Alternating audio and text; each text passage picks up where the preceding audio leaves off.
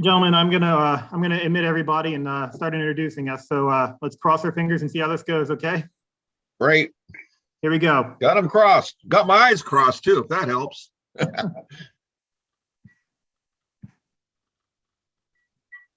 Hello, ladies and gentlemen. Welcome to a special presentation of Fort Hunt's World War II history, produced by the National Park Service in proud partnership with Martha Washington Library. I'm your host, Daniel Blier. 80 years ago today, bombs fell on Pearl Harbor, an American naval base in Honolulu.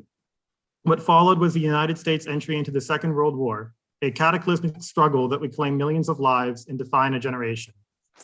While the valor of servicemen on the shores of Normandy and the islands of the Pacific are well known to Americans, it is only in recent years that the service of military intelligence officers at Fort Hunt, now a national park within driving distance of your local library, has become public knowledge. It is today my profound privilege to be joined by two distinguished guest speakers generous enough to discuss their knowledge of this topic. Robert Sutton, former Chief Historian of the National Park Service, and Timothy Mulligan, retired archivist of the National Archives. Gentlemen, welcome, and thank you both for being here. Thank you. Thank you. Pleasure to be here. The format of today's event will be as follows. In a few moments, I will introduce Dr. Sutton. Dr. Sutton will then present for 20 minutes. After this time, I will introduce Dr. Mulligan, who will also speak for 20 minutes. I will spend the remainder of our time together selecting questions from attendees to ask either Dr. Sutton or Dr. Mulligan. If you would like to ask a question, please type it into Zoom's chat feature. To increase the likelihood of your question being asked, please begin your message by indicating whether your question is addressed to Dr. Sutton or to Dr. Mulligan, and ensure that the final sentence of your message ends with a question mark.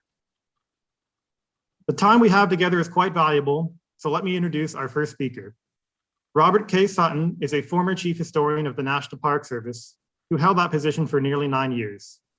Previously, he served as the Superintendent of Manassas National Battlefield Park for more than 12 years. He has written, contributed to, or edited over 30 books and articles on American history, including Nazis on the Potomac, a forthcoming book about military intelligence service operations at Fort Hunt during the Second World War. He has devoted his career to sharing with the public stories of America's most treasured parks, and I'm very grateful that he has taken the time to be with us today. Dr. Sutton, if you can share your screen.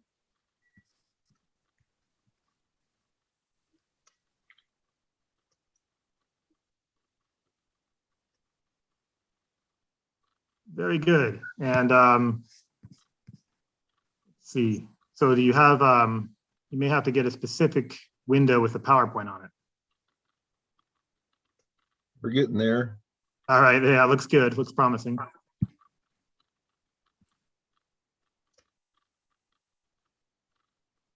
All right.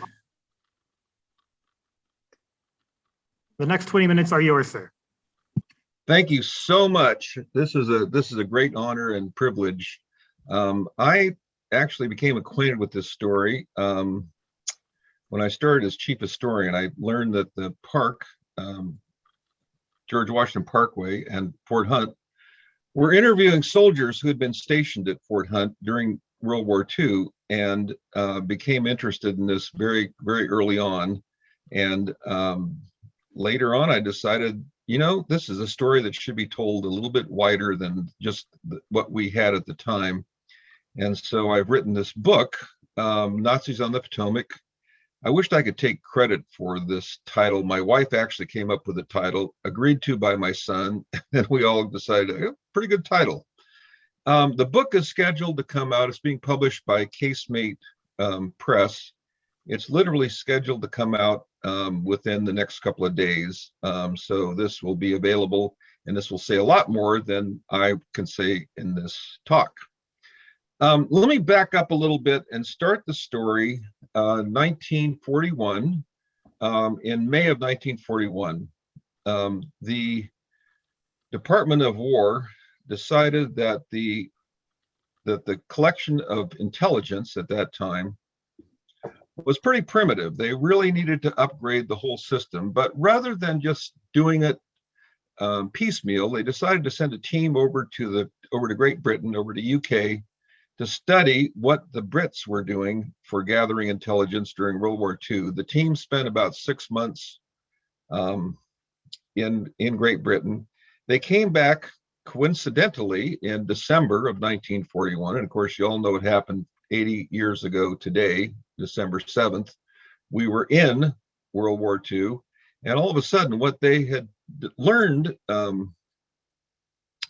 in Great Britain became very, very relevant. So there were a number of things that they brought back, and I can't go into all of them, but one thing that they recommended was that the United States set up 2 intelligence gathering operations, one on the West Coast and one on the East Coast, for both of the theaters of war.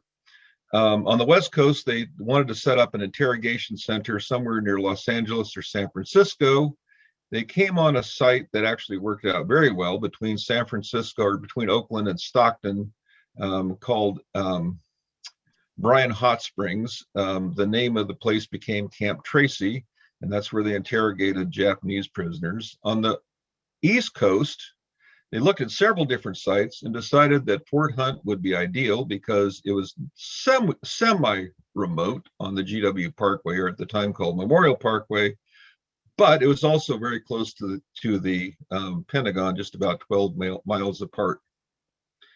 Fort Hunt had been in existence since the beginning of about 1900. Actually, this is one of the earliest pictures. It didn't look like this when the military was there, but Fort Hunt was selected as an ideal site for this operation. And there were 3 different programs that were run from Fort Hunt. One was called MIS, or Military Intelligence Section-X. And this program was for escape and evasion. So one of the things that was important for American flyers, wherever they were, was that they should have tools to evade capture if possible. And if captured, they needed to have things that would perhaps help them not suffer too much. So in the evasion kits, there were things like pills that would purify water. Some of them will also carry what was called barter kits. And these on the left-hand side here, the one on the left was the barter kit for the European theater, had gold coins and gold rings. The one for the Asian theater had different things, but these were hopefully, if they found somebody who looked like they'd be friendly, would give them good treatment if they used these barter kits. The other part of this program was if someone was captured and sent to a POW camp, there was a very elaborate system set up to communicate with people who were in these POW camps. And part of the communication would say, you'll get a package from a bogus organization in a short period of time, and there'll be some good things in this packet. So one of the things that might come would be a cribbage board that you see here on the right. This is a cribbage board, an X-ray of a cribbage board that had a communications radio in it, hidden in it. So there were all kinds of things that were done, and I'm not going to go into great detail about MIS-X, except that was a very elaborate program at Fort Hunt. What was also probably the most important part, at least in my mind, of this operation was another program called MIS, or Military Intelligence Section-Y. And this was where they would bring prisoners in for interrogation. They would eavesdrop on conversations by prisoners. They also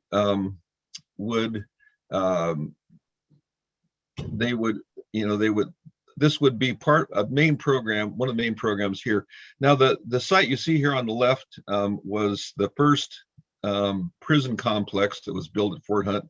Now, at that time, they were building things at incredible speed. The Army said they wanted to have this site built in 8 weeks. It was actually completed in 6 weeks.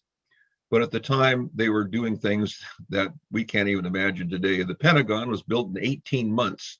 I believe it's still either the largest in square footage in the world or close to it. So they were building things at incredible speed. And later, as more prisoners came, they added the complex you see here on the right. They're called A and B, big surprise.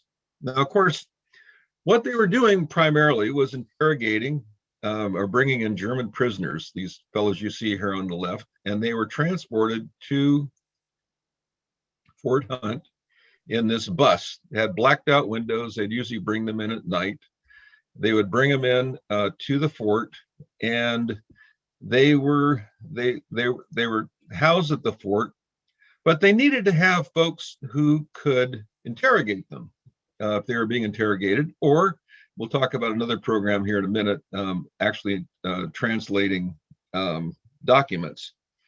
But the people who I think made this program a huge success were many or most of the soldiers who interrogated prisoners were Germans, Germans with their native tongue with German, who had come to the United States mostly in the 1930s, and most of them were Jewish. Most of them were Jewish who had left when Hitler came into power, or shortly after Hitler came into power. I'd love to tell you the stories of all of them because they're just amazing and wonderful, but I'll just give you a little sample. One of them, the fellow's name was George Weidinger. George Weidinger was from Austria. He went to school one day in 1938.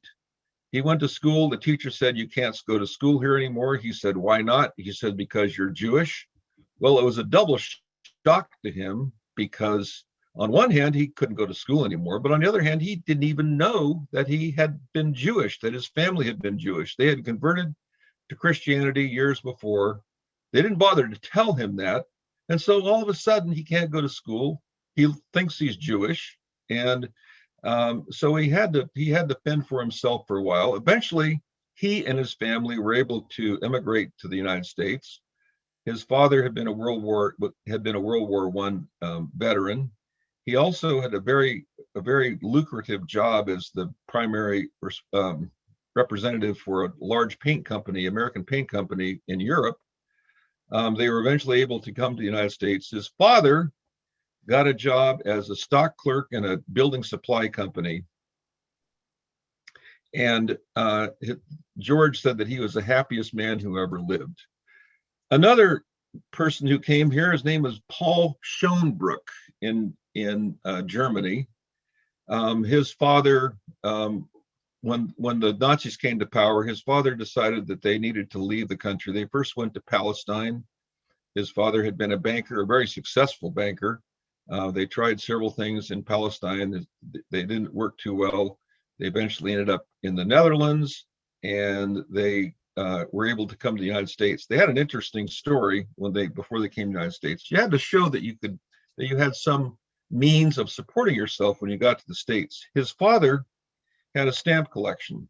He took it to the immigration officer, and he said that his stamps would be worth more than anything. And he showed him he had stamps from the Hindenburg that were worth at least $1,000 at the time, and that was enough for them to get to the United States. Another person who came, you can see the picture here on the left, the boy on the right, his name was Rudy Pins. He was stationed at Fort Hunt. His family found that there was a program where 1,000 children were allowed to come to the United States from Germany and Austria in the 1930s. Jewish children, if they had either family or foster families that were willing to take them in. His parents found out about this program. They applied for him. He was accepted into the program.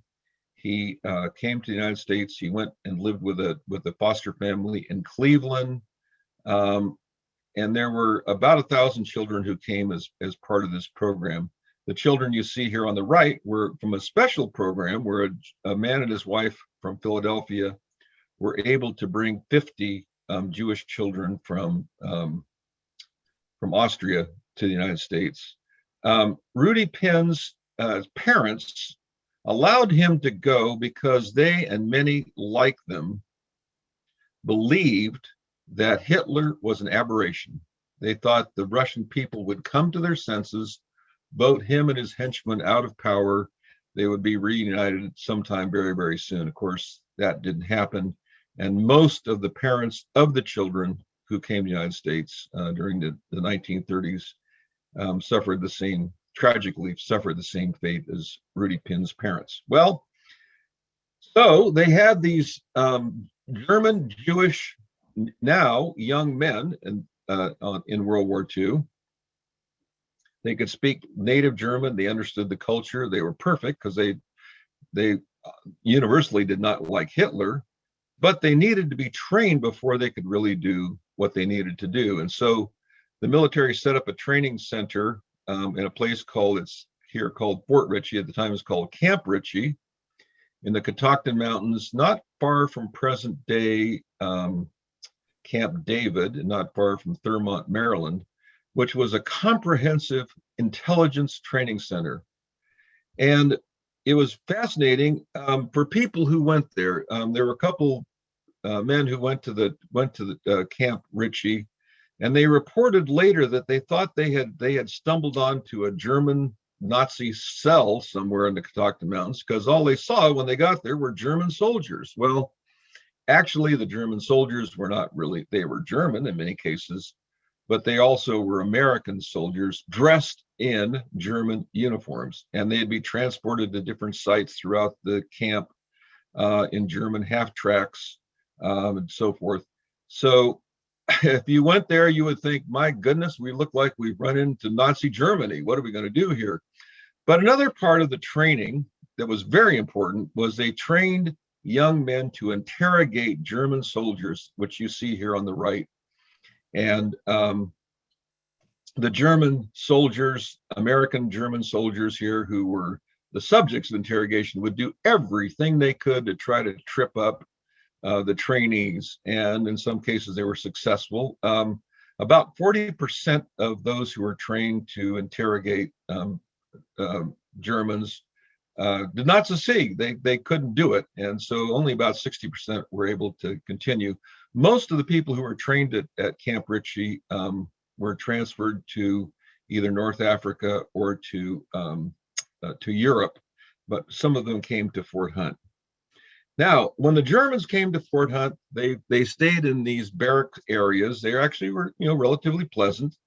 And one of the things the Americans did, which they were very proud of, was to put listening devices, essentially microphones, all throughout the fort, hidden microphones, so they could capture conversations either in the barracks, around the fort, different locations, and it was they considered this to be the real prize of Fort Hunt. And what would happen would be maybe a prisoner would be interrogated. He'd come back to the room. There would be as many as three in one room. They'd say, well, what did they ask you? Well, they asked me about so-and-so and so-and-so. Well, what did you tell them? Well, I lied to them. I said, blah, blah, blah, but I really meant blah, blah, blah. So in that case, they might get information that they didn't get from an interrogation, for a conversation that took place in the room. Another thing that they used in the rooms were what the Americans referred to as stool pigeons. There were some Germans who clearly were not happy with what was going on in Germany, and they volunteered to be stool pigeons. They would room with other Germans, and they would try to get information, pretending that they were in complete agreement with the other German prisoner. Then they would ask questions and probe to try to get more information. Now, the way that this would be followed was, you can see here on the right, two speakers, a typewriter, and left side you see what looks like I don't know if you can really tell, but it looks like a phonograph player. Well, at the time, there were no tape recorders, not even reel-to-reel. And so what they would do to record, they would use a machine that essentially looked like a record player, and they would record on what looked like vinyl records. And so if it sounded like there was something that might come out of these rooms, they would push the button and make a recording of it.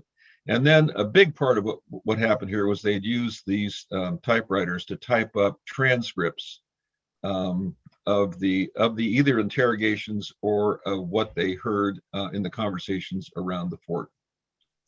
Now, what happened? There obviously were some Germans who didn't really want to say anything or didn't want to tell anything, and they had several ways of getting information. Now, one thing that I have in my book several times, repeated over and over again, because all the men who were stationed at Fort Hunt said this over and over again, was that they never, ever, under any circumstance, tortured prisoners for information. Very, very important part of the story. But because they didn't torture them, didn't mean they didn't have a way to get information.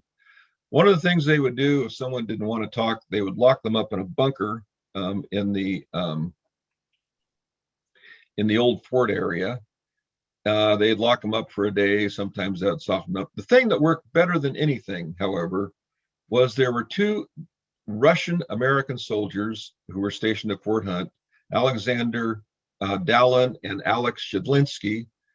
They were dressed up in Russian uniforms. I don't know if they looked exactly like this, but if a German didn't want to talk, they'd say, "Hey, you don't want to talk to us? Ivan here would be very, very happy to take you to the Soviet Union. Maybe you'll talk to them." This worked amazingly well. And again, it was short of torture. And this is, they were very, very proud of how that whole system worked.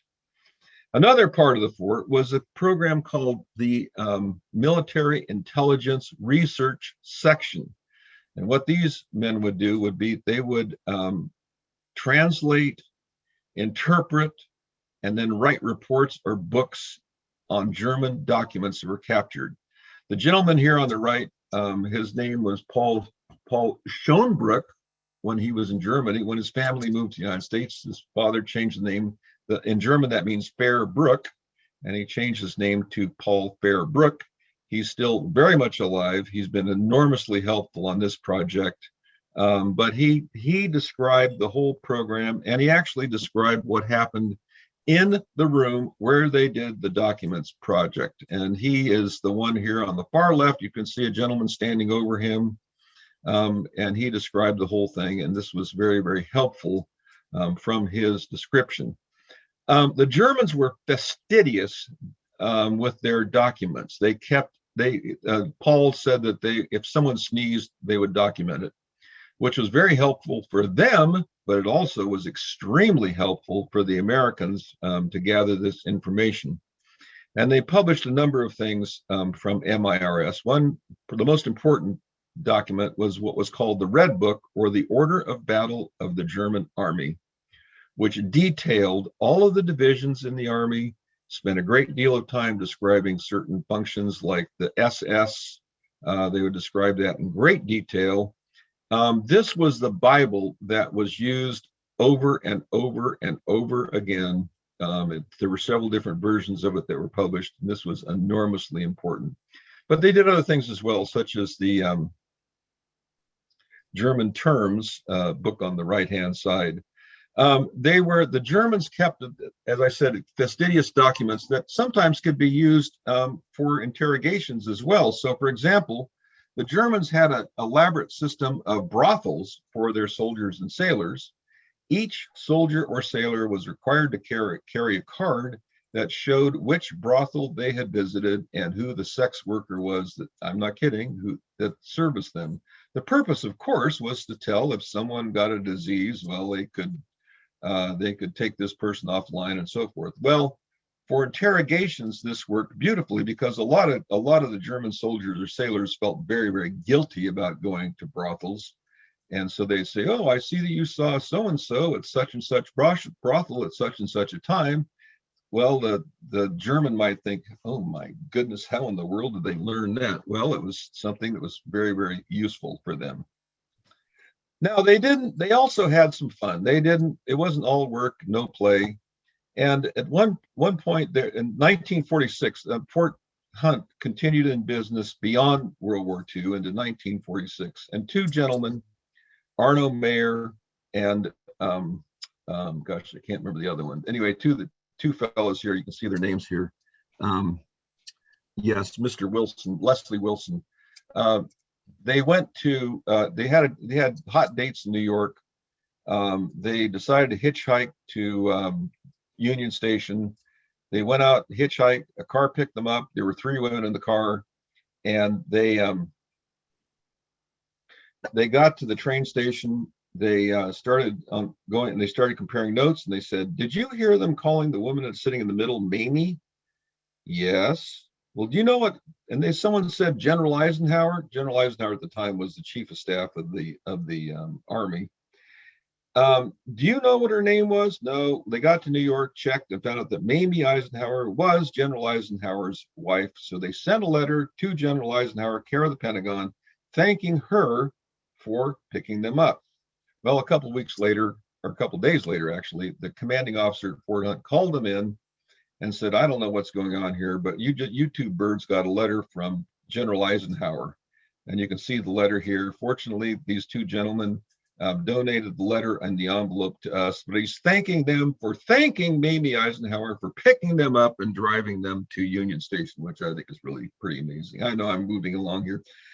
The reason that we have all the information we have for this book are thanks to two Rangers at Fort Hunt, Vince Santucci on the left and Brian Bice on the right.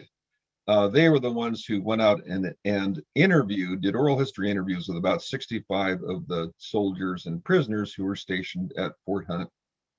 And then in 2007, September 2007, they invited all of the soldiers who were still alive who'd been at Fort Hunt to come to Fort Hunt for a reunion, which you see here in the picture. So thank you very much, and I appreciate the time I spent here. I hope I didn't go too far over time, and thank you so much. I will leave my screen here and move on. Thank you, Dr. Sutton, for that fascinating presentation. That was perfectly timed, and thank you again. I'm sure that those of us in the audience have many questions they would like to ask Dr. Sutton. For those of you who were not here at the beginning, let me just kind of review how that's going to work. If you have a question, please type it into the Zoom chat. At the final segment of today's events, I will review the questions in the Zoom chat and select some to ask our guest speakers, Dr. Sutton, who just finished, and Dr. Mulligan, who will commence shortly. In order to increase the odds of your question being asked, it is best to identify in the first sentence for whom your question is intended, either Dr. Sutton or Dr. Mulligan, and to make sure that its final sentence ends in a question mark. So before questions are reviewed, we will have the pleasure of hearing another distinguished and eminently qualified guest speaker, Dr. Timothy Mulligan. Timothy Mulligan is a retired archivist at the National Archives, where he worked for 34 years. He specialized in records relating to captured German military personnel and United States naval participation in the Second World War. He has written 3 books and 20 articles on military history, most related to the Second World War in Europe, including Lone Wolf, The Life and Death of U-boat ace Werner Henke, who was imprisoned and killed at Fort Hunt. Ladies and gentlemen, it is my honor and pleasure to present to you Dr. Timothy Mulligan. So, sir, if you can share your screen for us. There we go. Yes.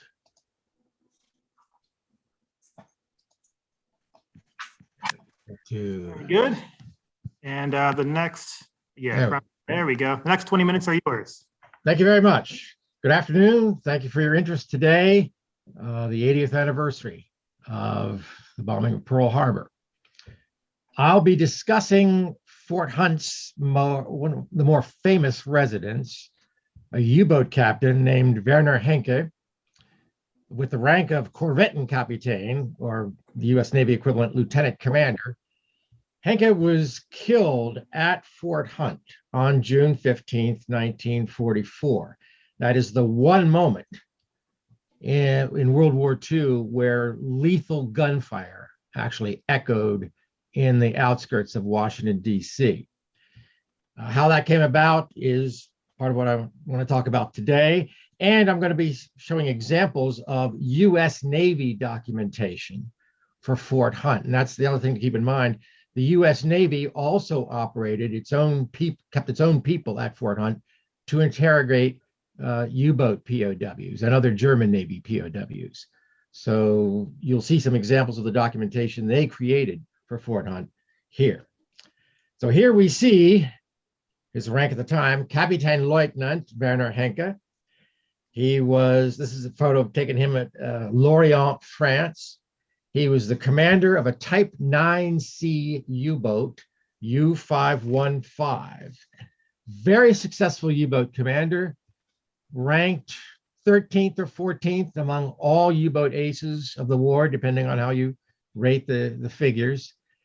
He did sink 23 merchant ships and damaged another, totaling over 145,000 tons of shipping. Also sank or disabled 2 warships. He received for his services the Knight's Cross of the Iron Cross with oak leaves, which is certainly the equivalent of the Congressional Medal of Honor. So no other U-boat captain accomplished as much as he did from the time he took command of a U-boat, which was September 1942. All those aces ranked ahead of him, well, they mostly, or at least partially, achieved their results earlier in the war when defenses were not as well prepared on the part of the Allies. So he holds the distinction of a level of accomplishment at a time in the war when it was much more difficult to sink ships. He's also very unusual. He is not your typical Nazi, so to speak. He was not even a career Navy officer. He was by background a merchant marine officer who was out of work in the early 1930s because of the Great Depression. He'd actually made a couple of trips to the United States. He was taken into the German Navy along with other qualified merchant marine officers in 1934 when the German Navy began to expand. And he and a number of other officers qualified for this service because of their backgrounds, but he was never really part of the German Navy professional ethos, if you will, which makes his ending even more ironic.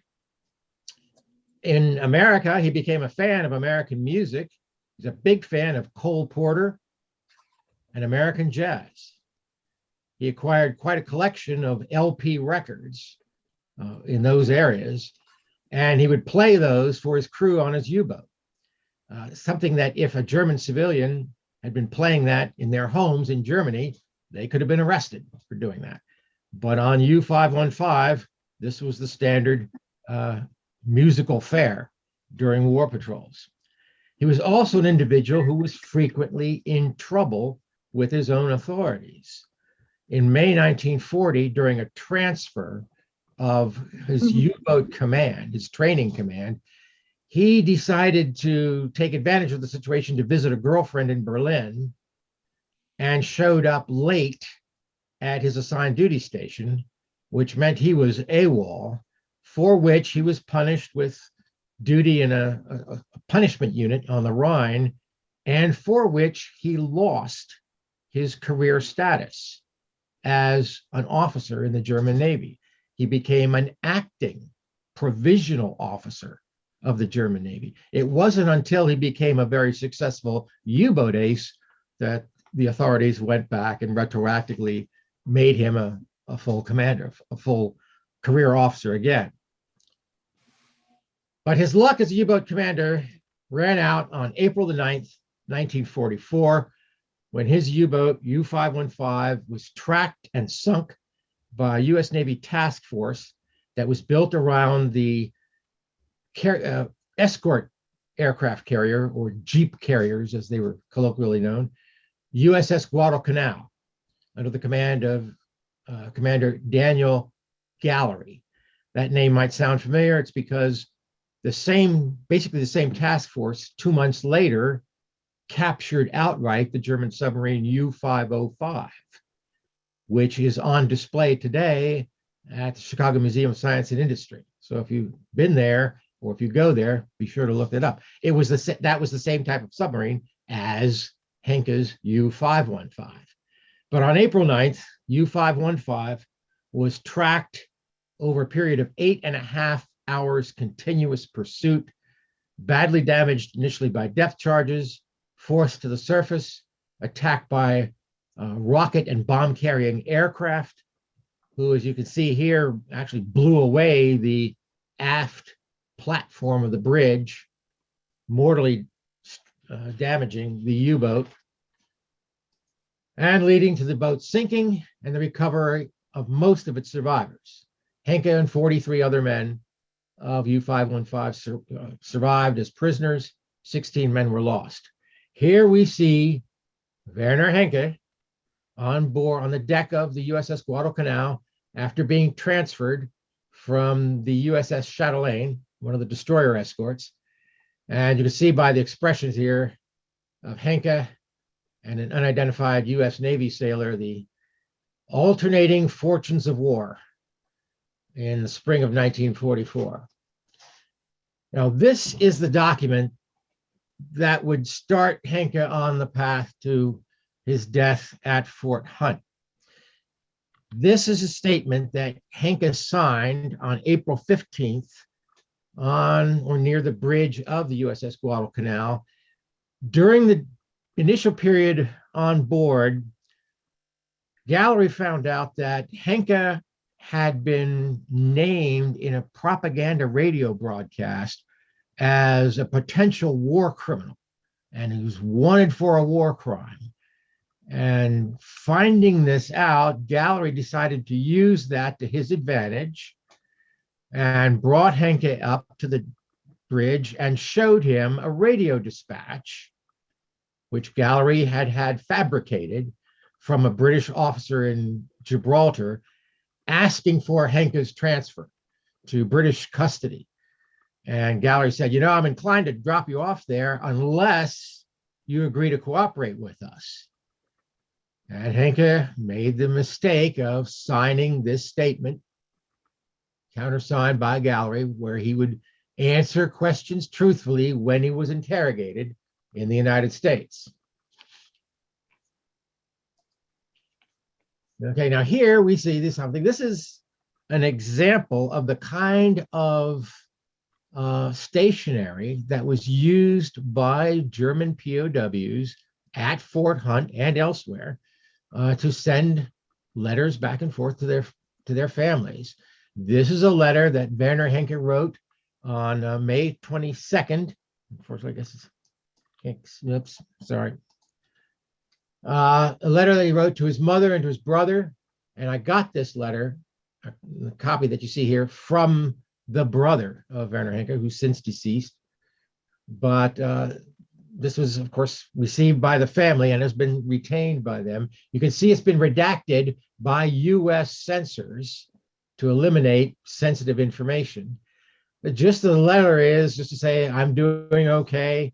At the moment, I'm living in a very pleasant countryside in the vicinity of, and almost certainly he said Washington, D.C., because actually the location of Fort Hunt was known in the German Navy as a facility. They didn't know the name of it, but they knew it was outside Washington, D.C., and that was blacked out. And everything's fine with me. I'm health-wise, I'm doing well.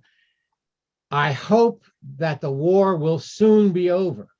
In September, it's been almost 5 years.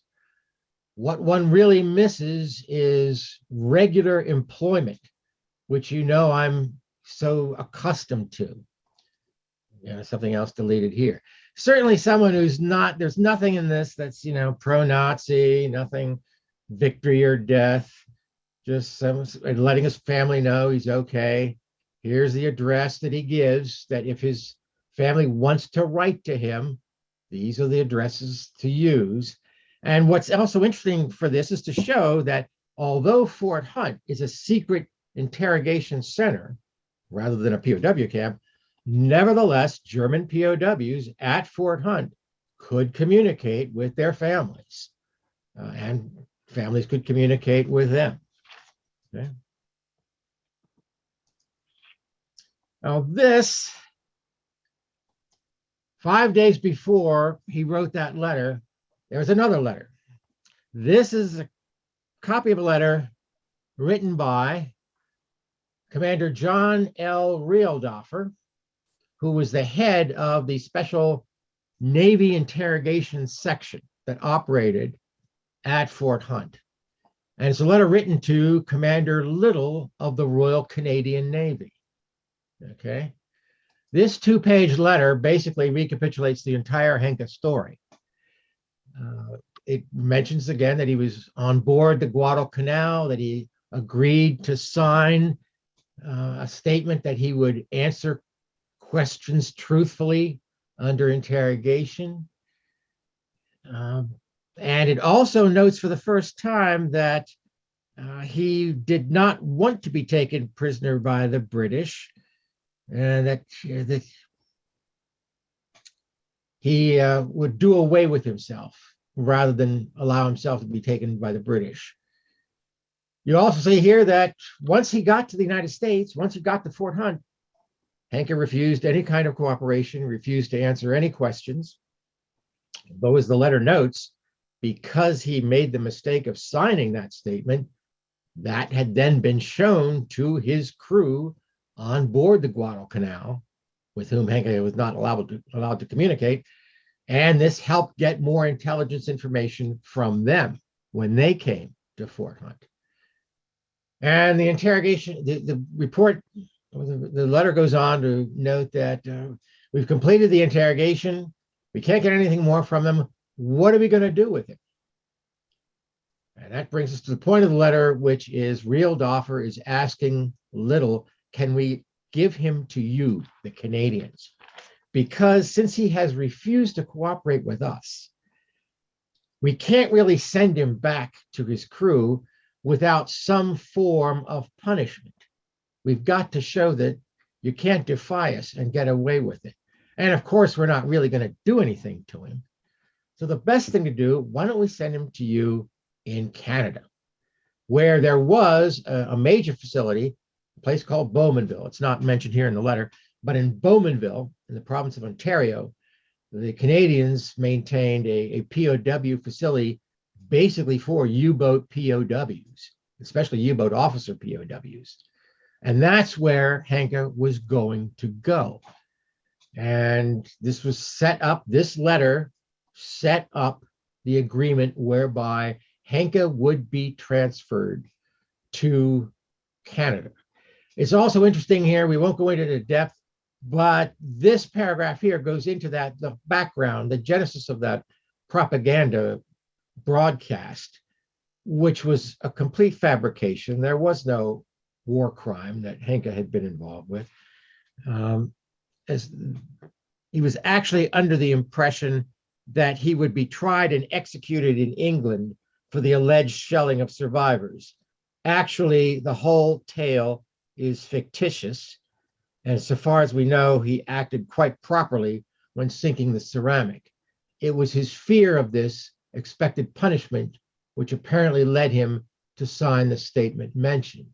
We believe that he later learned the truth about the broadcast, and knowing that no overt had been committed, lost his fear of any reprisals against him. You know, he's conducted himself perfectly and is a strong character and a good officer. The only misassessment there is the assumption that Henke had lost any fear of reprisal. He had not, as we'll see. The next two items I want to show you are examples of documents that the U.S. Navy collected at Fort Hunt. Here we see an interrogation log, handwritten, of individuals being interrogated by specific individuals. And here we see on May the 6th, 1944, at 12:35 p.m., Agent Howland interrogates P.W. Henke. An interrogation that lasted until 1:25 p.m., again with Henke. Interesting to note here, you see ranks, lieutenant, that means they're actually regular U.S. Navy personnel. Agent Alberti and Agent Howland, they're not career Navy personnel. They're civilians who have been temporarily given U.S. Navy rank for interrogation and intelligence purposes. So this is an example of the record of an interrogation without telling us what happened, but the record of the interrogation. I'll also mention here references to interrogations of Altenburg by Lieutenant Johnson. He'll figure in the story. Altenburg was actually, his name was Altenburger, but they continually referred to him as Altenburg. He was the chief engineer officer on board U-515, knew Henke very well.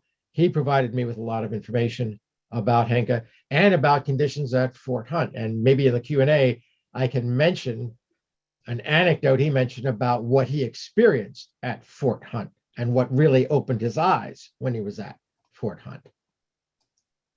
Here you see the room allocations for the U-boat POWs at Fort Hunt on May the 10th, 1944. We see Henke by himself in room cell 24. Here's Altenburg in room 7. Down here, these two gentlemen, Eckert and Lamprecht, they were both crewmen of U-515, being interrogated separately. And also note here in the adjacent room to Henke, 2 POWs, one named Kurt. He figures in the next image. But it was while in this cell on June the 14th that Henke was notified by Army representatives, not the Navy, but Army representatives, that he would be leaving Fort Hunt and that he was being transferred to Canada. So that's the first time he realizes he is going to British custody in Canada. And he assumes it will be for that war crime, alleged war crime, which he knows he didn't commit, but which he believes, what does it matter? They're going to give me a show trial and then execute me. So on the evening of June 15th, 1944, at 6:55 p.m., at the end of his hour-long exercise tour in a holding area, this area here, he basically makes a suicidal attempt to escape. You might remember that one photo that Bob showed earlier, where you saw an enclosed section with one wire fence and then a second larger wire fence outside. That's exactly what's portrayed here. Henke was able to scale the first fence, climb the second, where he was shot from the tower. The man who observed that was Kurt, who was also outside in the adjoining enclosure for his exercise period. And it was Kurt who drew this illustration of Fort Hunt, at least where the incident took place. Interrogation center at Fort Hunt by Wellington, near Wellington, USA. He didn't realize it was Washington, D.C. He was apparently not as well informed as Henke. So that is an illustration of where and how he was shot. This is an illustration of his grave. Henke was moved by bus, by transport that evening from Fort Hunt to Fort Meade, or Camp Meade. George G. Meade, midway between Baltimore and Washington, D.C., on the BW Parkway. Camp Meade actually administered the rations, the allowances, the payments, and so forth for the facility at Fort Hunt. It was actually an out facility of Camp Meade. Henke was buried there on the night of June 15th, early morning, June 16th. And he is still remembered by some people. In fact, German military attaches come out on the anniversary of Volkstrauertag in November and have a ceremony. There are actually about 42 German POWs buried at Fort Meade, most of whom died after the war, illness and accidents and so forth. But there is Henke's grave at Camp Meade. That I will stop my speech there. Thank you for your time. All right, Dr. Mulligan, thank you for your presentation. Very succinct and great summary of your research in Lone Wolf. So, ladies and gentlemen, the remainder of our time together, we are going to spend in a Q&A session. I'm going to try to prioritize your questions and what you want to ask. And if need be, I have some too that I will ask. So the first kind of, so let me go ahead and say that for those of you who are still thinking of questions, please type them into the chat to increase the likelihood of them being asked. It will help if your first sentence addresses your question either to Dr. Sutton or to Dr. Mulligan, and that the last sentence of your message end in a question mark. So the first volley, there's a kind of a couple related questions here that I think probably are best addressed to Dr. Mulligan, but we can see what Dr. Sutton has to say also depending. But the questions have to do with, so one of them is, how much did the nearby community know about activities at Fort Hunt? And I know, Dr. Mulligan, in your book, you talk about, there are a few sentences about that. And another person relates an anecdote of a community member seeing Henke being shot hanging from the fence. So, you know, that same person was asking, I guess, how much people would have seen or would have known about what went on at Fort Hunt, and particularly about Henke's death. That's an excellent question, because there was a newspaper account that I relied on in the 1980s that related this story of a woman, I believe her name was Shale, who said she saw the killing and that the body was lying on top of the wire. So this is in the evening of June 15th, certainly still daylight. She said she saw it, and in the newspaper article, she then said she was later visited by members, MPs, or members of the staff at Fort Hunt, and told, you will not tell anyone about what you have seen here, and we will hold you accountable in case of that. I can't speak beyond that because I don't know what security measures were taken at Fort Hunt. Perhaps Bob can mention more about that. How much local people knew about what was going on? I think they probably knew there was something going on, that there was POWs there, but probably nothing more than that. So, Bob, do you know anything more about that? Yeah, Well, do you have anything to add? I'm sorry? Do you have anything to add?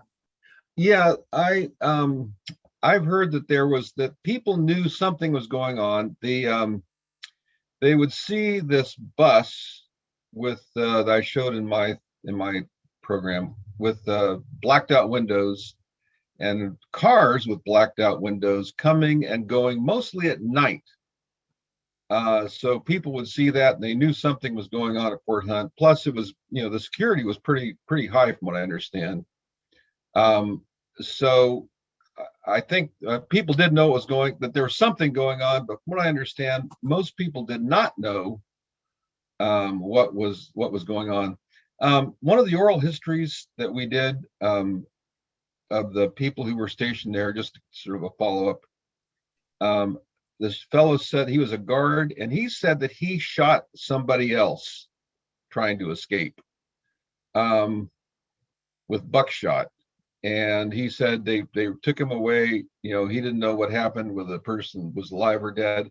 I have never, ever found anything related to that. So I did not include that in my book, but there was at least someone said that someone else was shot. I don't know anything beyond that, and I've not been able to verify one way or the other whether that happened or not. All right, Mr. Sutton, I have a question for you. So a lot of times in Holocaust memoirs, which of course is a different genre entirely, but there are really affecting and moving details that refer to the Jewish religion and relate it to the experience of Holocaust survivors. And I wondered, given the emphasis that you placed on those interrogators who were Jewish refugees from Europe, if you encountered in your research and these interviews any kind of memorable connections they made to their religion as it related to this kind of extraordinary coincidence and role they played in history during the war. That's a good question. I don't think I have a really good sort of universal answer. Most of the people who let me just say again that most of the people that I focused on were the ones who we interviewed. The Park Service interviewed, about 65 in all. Many of them were Jewish. Most of the fellows that we interviewed were not really practicing. That they were not Orthodox. I guess that's a simple way to say it. They different. I think there were different degrees of how observant they were. So I would say most of them were not overly observant as Jews, but they certainly identified with their being Jews. I think there's no question about that. How religious they were, I really can't say. Many of them who were at, many of them who were at Fort Hunt had family that were still in Europe. Like I mentioned, Rudy Pins, whose parents perished in the Holocaust. There were others as well whose parents perished in the Holocaust. So they certainly had a very strong connection with their families who unfortunately perished. So I don't know exactly how to answer that question because I don't think there's really a good sort of universal answer. I think it sort of depends on individual people. Very good. I think this is probably best addressed to Dr. Mulligan. The question is, where were most of the German prisoners caught and then sent to Fort Hunt? Were they fighting in Europe? So maybe you can answer that generally, or you could relate it specifically to Henke if you would like as well. The POWs who wound up at Fort Hunt initially, the first ones and the most consistent category of German prisoner at Fort Hunt were U-boat POWs captured by the U.S. Navy. And that was the place to bring them. And we, in fact, for the earliest interrogations of survivors of for example, U-701, which was sunk in, I believe it's late spring of 1942, we actually have verbatim transcripts of the conversations between interrogator and U-boat crewmen. Later, they would dispense with that because they just had too many. But U-boat crewmen captured off the U.S. coast during the Battle of the Atlantic by U.S. Navy forces, that's where they'd go. And eventually they'd start segregating them. They'd start pulling out the ones who we had enough POW of U-boat background that you would not need everybody to go to Fort Hunt. You'd make a selection. You had some Air Force men and you had some German Army personnel, especially German Africa Corps individuals, because Africa Corps being those men captured, especially May 1943, when the German position in North Africa collapses and over 250,000 Axis POWs fall into Allied hands. A number of those were brought from North Africa to the United States, and a number of them did go through Fort Hunt before being then sent on to other regular POW camps.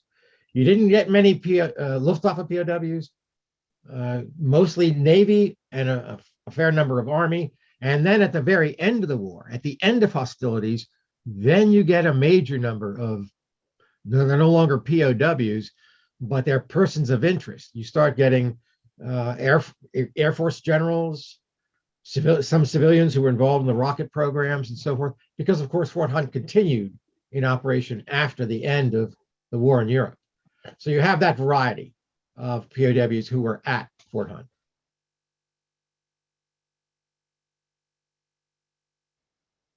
Thank you, sir. We only really have time for one more, and I think this is best addressed to Dr. Sutton. The question is quite broad. It's about basically it's an observation that many people aren't aware of the history of Fort Hunt, and I guess how I would phrase the question is there's tremendous interest in World War II history right now. And no shortage of interest, as I mentioned in the introduction, of, rightly so, in the valor of servicemen who served in Normandy or in the Pacific. I guess my question is, how do you think that these interviews and your research and these kind of discoveries that you're promoting might change the American cultural understanding of the Second World War and of those who served in the war? Well, I think, I think this is the thing that's fascinating about this story is there really wasn't much known about it until pretty recently. The folks who were at Fort Hunt knew that something was going on during World War II, but didn't know a great deal about it. And there's kind of a wonderful story. One of the Rangers who was there, Dana Dirks, they used to give tours of the fort, the old fort. It's a coast artillery fort. Let me just back up a little bit. Fort Hunt was built as what was called a coast artillery fort to protect Washington, D.C. in the early 1900s. And when you go there, you see what you see. These big concrete gun batteries were part of that period. So but now, of course, it's mainly, I think, mostly recognized as a picnic area. But Ranger Dirks was giving a tour one day of these, the whole fort, including these gun batteries. And she said that they knew that there was something going on in World War II. There had been what was called a, oh gosh, I can't remember what it's called, a history of the fort that was done several years earlier.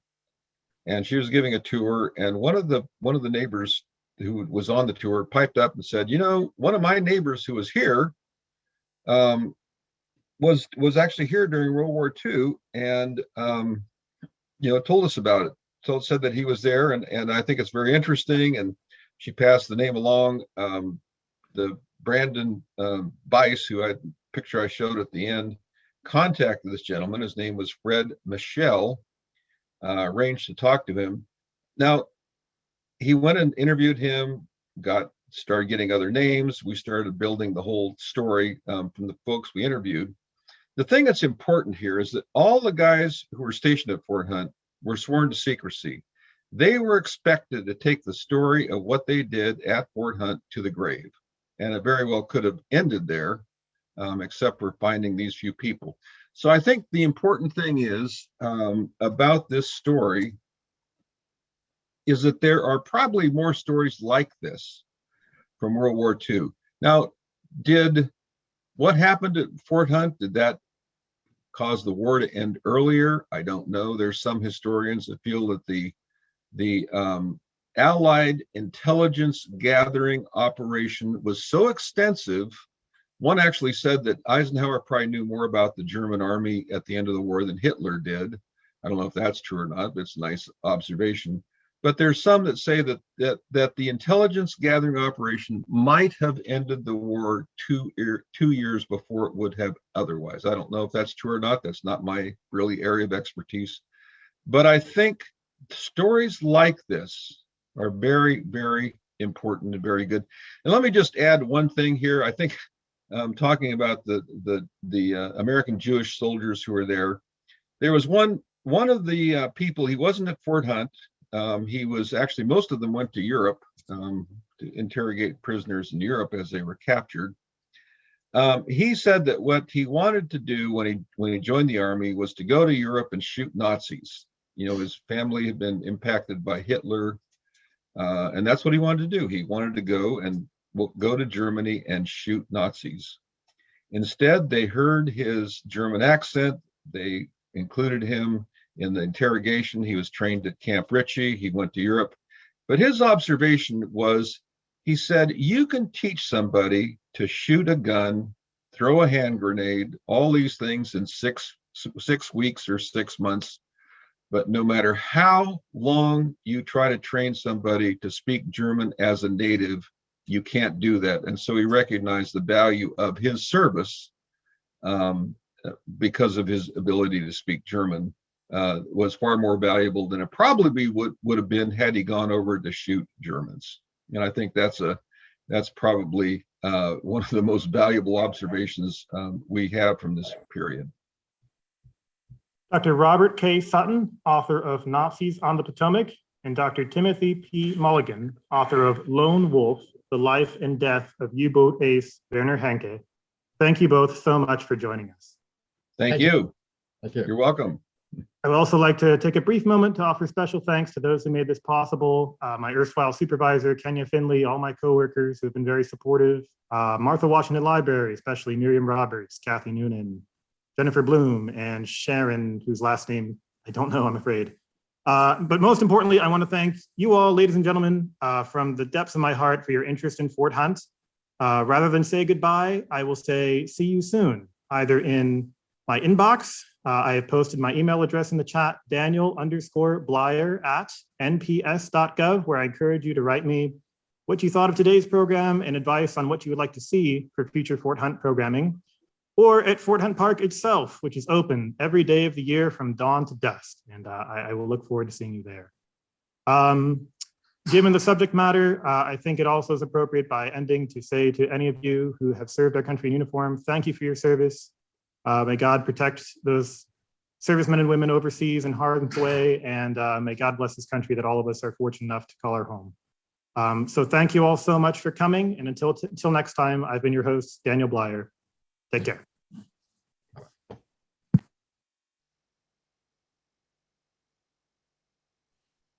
How about? Thanks, Tim. Enjoyed it. Yeah, thank you. Take care. You too. Good luck. Thank you. You too. Happy holidays. You too. Thank you. Take care. You too. Bye. Bye-bye.